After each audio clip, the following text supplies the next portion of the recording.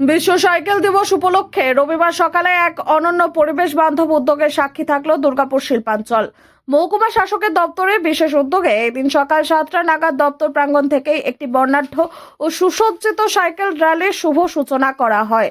বর্তমান যুগে সুস্থ জীবনযাপন ও পরিবেশ দূষণ রোধে সাইকেলের ব্যবহারকে আরও জনপ্রিয় করে তোলাই ছিল এই সচেতনতামূলক কর্মসূচির মূল উদ্দেশ্য। এই র্যালিতে নারী ও পুরুষ নির্বিশেষে প্রায় 60 জন উৎসাহী সাইকেল আরোহী স্বতঃস্ফূর্তভাবে অংশগ্রহণ করেন, যার ফলে গোটা অনুষ্ঠানটি অত্যন্ত প্রাণবন্ত রূপ নেয়। কর্মসূচির মূল আকর্ষণ ছিল দুর্গাপুর মহকুমার শাসক প্রণব ঘোষ। তিনি নিজে উপস্থিত থেকে সবুজ পতাকা নাড়িয়ে যেমন র্যালির সূচনা করেন, তেমনি সাধারণ মানুষকে উৎসাহিত করতে নিজে প্যাডেল করে অংশগ্রহণকারীদের সঙ্গে বেশ কিছুটা সাইকেল চালান।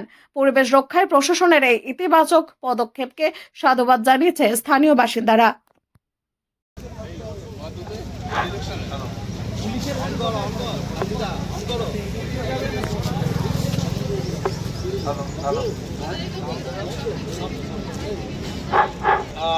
বিশ্ব সাইকেল দিবস আমাদের পশ্চিমবঙ্গ সরকারের তরফে এই সাইকেল দিবসের অনুষ্ঠান পালন করা হচ্ছে। আমরা দুর্গাপুর সাব ডিভিশন অফিসের তরফ থেকে আজকে এই সাইকেল র্যালি আমরা শুরু করতে চলেছি।